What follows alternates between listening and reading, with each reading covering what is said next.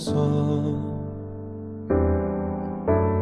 새 부대가 되게 하여 주사 주님의 빛 비추게 하소서. 내가 원하는 한 가지 주님의 기쁨이 되는 것. 내가 원하는 한 가지 주님의 기쁨이 되는 것. 겸손히 내 마음 드립니다. 나의 모든 것 받으소서. 나의 맘 깨끗게 씻어주사 주의 길로 행하게 하소서. 내가 원하는 한 가지 주님의 기쁨이 되는 것. 내가 원하는 한 가지 주님의 기쁨이 되는 것. 내가 원하는 한 가지 주님의 기쁨이 되는 것. 내가 원하는 한 가지 주님의 기쁨이 되는 것. 주님의 기쁨이 되는 것. 주님의 기쁨이 되는 것.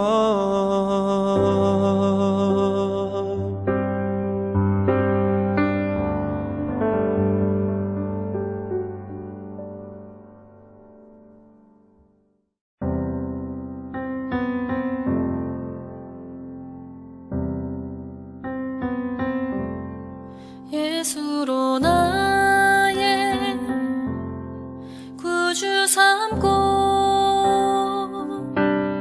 성령과 피로써 거듭나니 이 세상에서 내 영혼이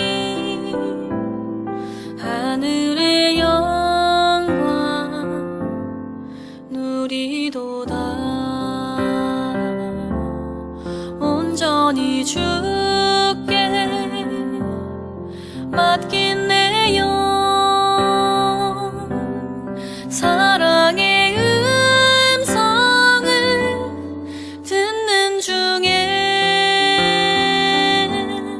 천사들 왕래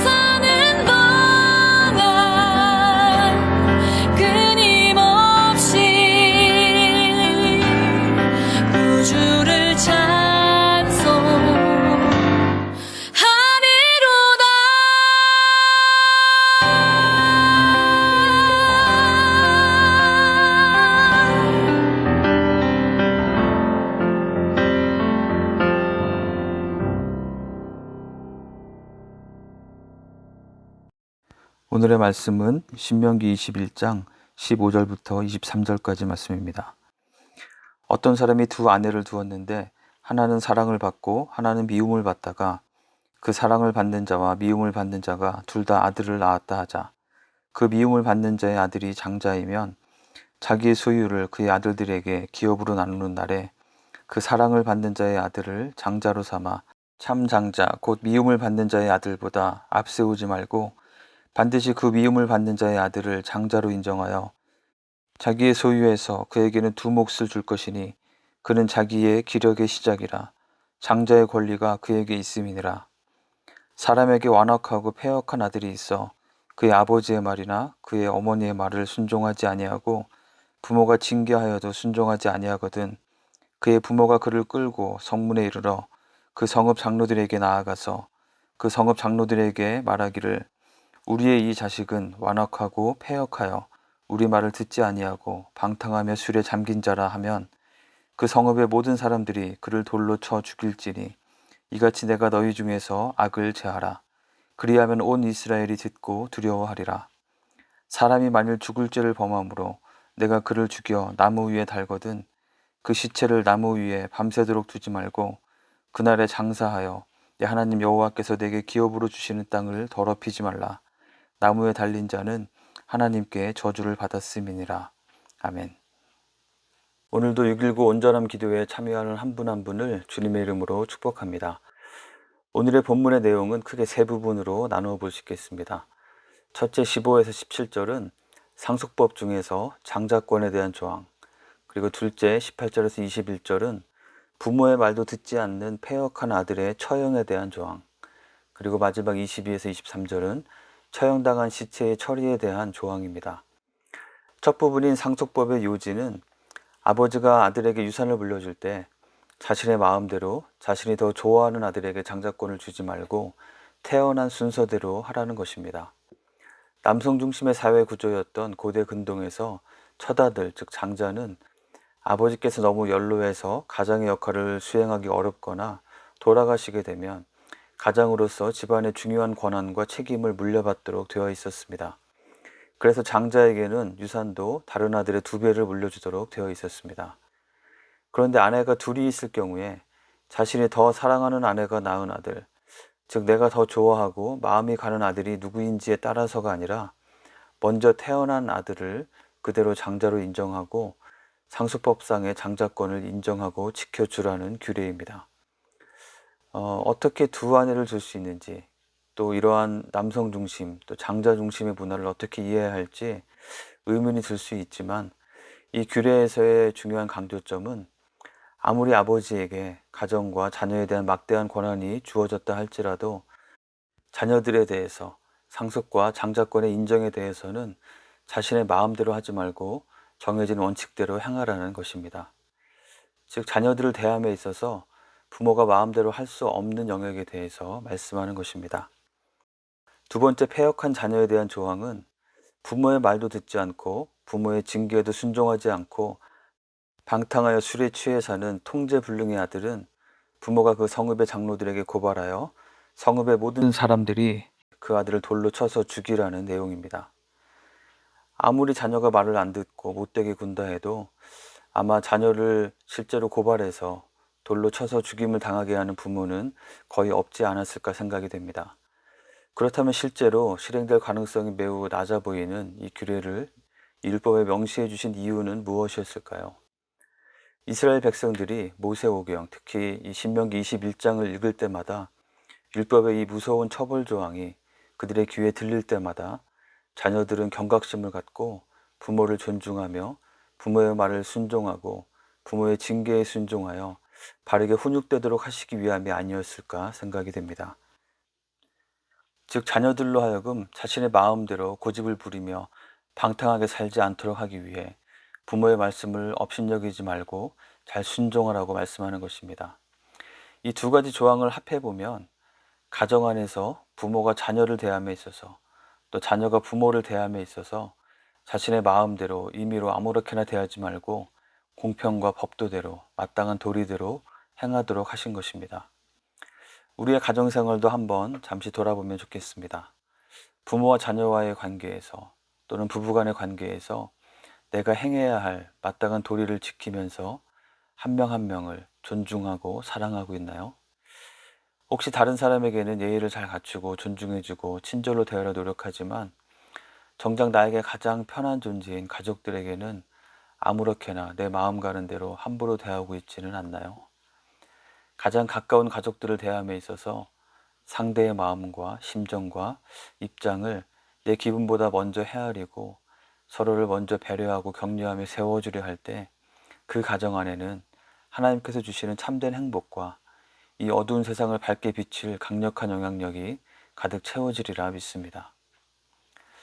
그런데 오늘 본문의 두 번째와 세 번째 부분을 여러 번 읽으면서 한 가지 연상되는 이야기가 있었습니다. 바로 누가복음 15장에서 예수님께서 들려주신 돌아온 탕자의 이야기입니다. 아버지께서 여전히 건강히 살아계신데 그 아버지께 찾아간 아들이 아버지께서 돌아가시면 자신에게 주어지게 될 유산을 미리 달라고 요구합니다. 이것은 아버지에 대한 무례함을 넘어서 폐륜적인 요구였습니다. 아버지는 당연히 말렸겠지만 이 아들은 끝내 아버지의 말씀에 순종하지 않고 기어이 유산을 미리 받아내서 아버지를 떠나 먼 나라로 가서 허랑방탕하며 재산을 모두 탕진하게 됩니다. 그리고 더 이상 갈 곳이 없어서 어쩔 수 없이 아버지께로 돌아옵니다. 자, 예수님께서 이 이야기를 들려주셨을 때 구약의 율법의 내용에 익숙했던 유대인들은 마음속에 어떤 일이 일어나리라고 생각했을까요? 바로 오늘 본문에 나오는 이 부모의 말도 듣지 않는 완악하고 패역한 아들, 부모의 통제도 되지 않고 방탕하여 술에 취해 살던 아들이 떠오르지 않았을까요? 그렇다면 그 아들은 이 율법에 따르면 이제 성읍의 장로들에게 고발되고 곧 사람들이 몰려와서 돌로 쳐야 했을 것입니다. 아버지가 그를 그렇게 처리해도 이 아들은 아무런 할 말이 없었을 것입니다. 그러나 아버지는 돌아온 탕자 이 아들을 율법에 고발하여 돌에 맞아 죽게 하지 않고 오히려 그 아들이 아직 멀리 있을 때에 먼저 그를 알아보고 맨발로 달려나와서 끌어안고 맞아주었습니다. 그리고 그를 위해서 잔치를 열고 아들의 지위를 회복시켜 주었습니다. 예수님께서는 이것이 바로 죄인인 우리가 하나님께로 돌이켜 돌아갈 때 하나님께서 우리에게 보여주시는 반응이라고 말씀해 주셨습니다. 돌에 맞아 죽어야 마땅한 자를 기쁘게 맞아주시고 다시 아들로 삼아주시는 것입니다. 그리고 이러한 일이 가능하도록 하기 위해서 예수님께서는 죄로 인해 그 아들이 받아야 할 처참한 형벌을 대신 받으시고 십자가에 달려 돌아가셨습니다. 오늘 세 번째 부분인 처형된 시체 처리법에는 나무에 달린 자는 하나님께 저주를 받은 것이니 시체를 밤새 나무에 두지 말고 그날에 장사해서 그 땅이 더럽혀지지 않도록 하라고 되어 있습니다. 갈라디아서 3장 13절에서 사도 바울은 이렇게 증거합니다. 그리스도께서 우리를 위하여 저주를 받은 바 되사 율법의 저주에서 우리를 속량하셨으니 기록된 바 나무에 달린 자마다 저주 아래에 있는 자라 하였음이라. 마땅히 아들이 받아야 할 형벌과 저주를 그 아들을 용서하고 다시 아들의 권한을 회복시켜 주시기 위해서 예수님께서 대신 나무에 달려 저주를 받으신 것입니다. 사랑하는 여러분, 우리 모두 이 놀라운 은혜를 입은 자임을 기억합시다. 우리가 어떠한 상황에 어떠한 여건에 처해 있든지 관계없이 우리 모두는 예수님의 십자가를 통한 하나님 아버지의 놀라운 사랑을 받은 자이고 그 은혜를 입어 새 생명을 얻은 자들입니다. 율법의 조항들을 통해 하나님의 뜻이 무엇인지 이해할 수 있지만 이 율법은 우리를 구원하지는 못합니다. 율법은 마치 엑스레이와 같아서 우리의 죄악됨을, 우리의 악한 본성의 민낯을 낱낱이 드러내어 주지만 그 죄에서 우리를 구원해 주지는 못합니다. 엑스레이는 문제가 무엇인지 진단하는 것이지 엑스레이 자체가 그 문제를 치료하는 것이 아니듯이 말입니다. 문제에 대한 치료는 우리의 모든 허물과 죄악과 우리 연약함과 못난 모습을 다 짊어지시고 십자가에서 죽으시고 다시 살아나신 예수 그리스도의 보혈과 부활의 능력으로만 가능합니다. 그리고 이것은 우리가 우리 자신이 정말 어찌할 수 없는 죄인임을 진심으로 하나님 앞에 인정하고 이러한 놀라운 하나님의 사랑에 감사하며 나의 생각대로 나의 힘으로 살던 삶에서 돌이켜서 예수님을 우리의 주님으로 마음속에 믿음으로 모셔드릴 때 우리에게 아무 값 없이 은혜로 주어지게 됩니다. 이 얼마나 놀랍고 기쁜 소식인가요? 이 은혜를 입은 자로서 복음에 합당하게 살아가는 우리 모두가 되기를 간절히 축원합니다. 나 자신에 대해서 내 주변의 이웃들과 지체들을 바라봄에 있어서 율법의 관점으로 판단하고 정죄하는 것에 머무는 것이 아니라 주님께서 그렇게 하시듯 은혜의 복음의 관점으로 서로를 불쌍히 여기고 용납하고 받아주고 먼저 손을 내미는 삶을 사시기 바랍니다. 가장 가까운 가족과의 관계에서도 율법의 관점에 머물지 않고 은혜의 복음의 관점으로 서로를 바라볼 때 서로의 부족함을 오히려 서로 채워주고 세워주며 진정한 사랑으로 하나됨의 놀라운 복을, 그 놀라운 능력을 누릴 수 있다고 믿습니다. 오늘 하루의 시간을 보내는 동안 과연 하나님께서는 나에게 무엇을 말씀하고 싶어 하실까요? 가장 가까운 가족들 간의 관계에서부터 나는 어떠한 태도로, 어떠한 모습으로, 어떠한 관점으로 그들을 대하고 있었는지 돌아보는 가운데 들려주신 음성이 있지 않은지 귀를 기울여 보시기 바랍니다. 율법에 나타난 하나님의 정의를 실천하고 순종하려는 노력은 매우 중요합니다. 하지만 우리가 율법의 판단과 정죄에 머물러 있는 것이 아니라 율법을 완성하여 초월하신 은혜의 복음에 의한 삶을 살아갈 수 있다면 오늘 우리에게 주어진 짧은 하루의 시간 가운데에도 하나님께서 허락해 주시는 놀라운 치유와 회복의 역사가 우리 삶 가운데 경험되어지리라 믿습니다. 이 시간 이 말씀 붙들고 함께 기도하는 시간을 갖겠습니다. 하나님, 나의 삶이 율법의 정신도 순종하지 못하고 엉망으로 사는 삶이 되지 않기를 원합니다. 하나님의 의도와 기대를 이해하여 순종할 뿐 아니라 저의 삶이 하나님께서 이미 저에게 부어주신 은혜의 복음으로 말미암아 살아가는 삶이 되어서 저 자신이 먼저 복음으로 말미암은 참된 자유와 은혜를 누리며 살아가고 또한 저를 통해서 제 주변의 가까운 가족들로부터 이웃과 지체들과 만나고 알게 되는 모든 사람들이 그 은혜의 복음을 맛보고 구원과 치유와 회복을 경험할 수 있도록 인도해 주옵소서. 이 시간 함께 하나님 앞에 간절히 기도하겠습니다.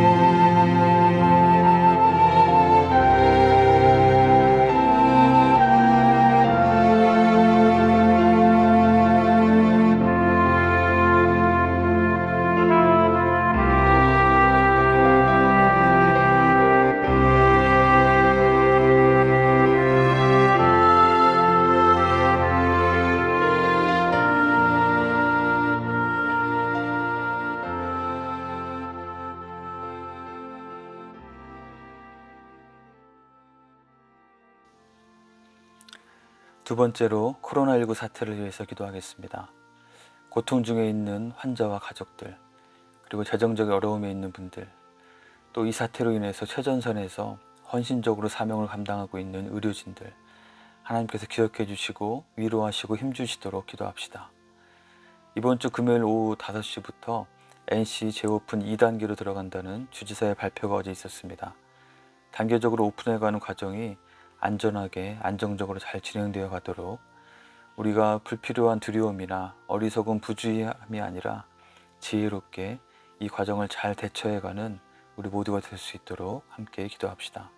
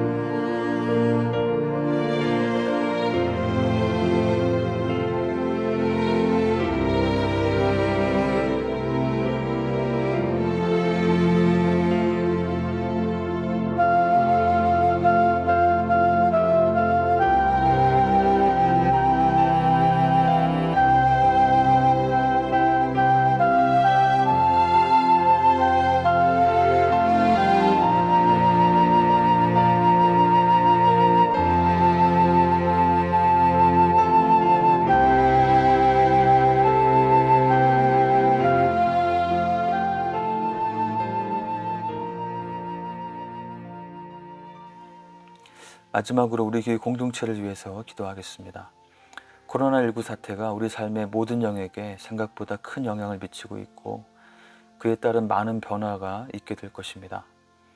이 새로운 상황에서 우리 교회가 그저 주어지는 환경에 따라가기에 급급한 것이 아니라 새로운 시대에 대해서 하나님께서 주시는 통찰력으로 우리가 꿈꾸는 하나님 나라의 그 가치를 어떻게 실현해 갈 것인지 그 방향과 길을 잘 찾아갈 수 있도록 특별히 교회의 리더들에게 지혜를 공급해 주시도록 기도합시다.